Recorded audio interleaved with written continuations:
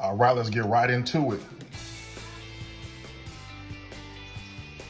That's a little bit of bacon grease. Now, some of y'all might say, ew, but what that's gonna do is that's gonna give it the eggs a flavor of the bacon. So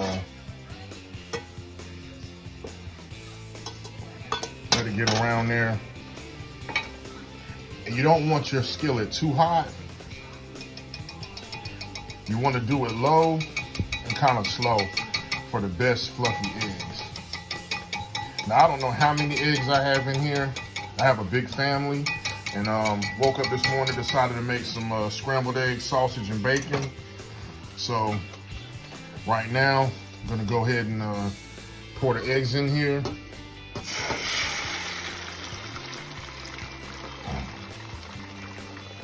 You hear that?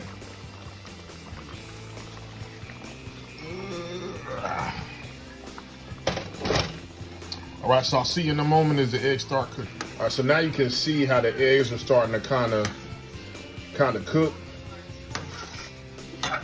These are probably the ones that hit the bottom of the skillet first, but I'm just gonna stir it up.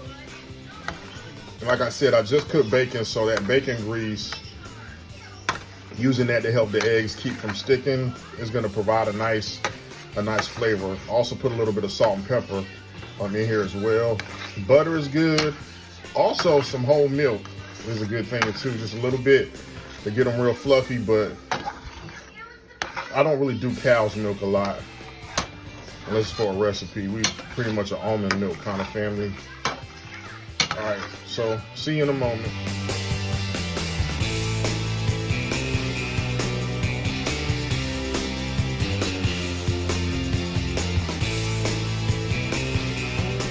All right, so now you see where we're at, and I'll turn the heat down some, but don't you see how light and beautiful and fluffy those are? Those are like them cafeteria eggs from school. So I'm gonna cook them a little longer and get them in a bowl for the wife. And well, I'm making a fried egg for the wife, for my wife. Let me get this into a bowl set up for the kids, and I'll show you that soon. All right, guys, there we have it. Final results.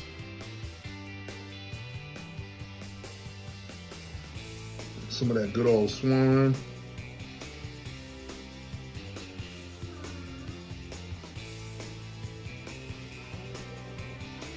Some of that Nisi sausage. The only kind, the right kind.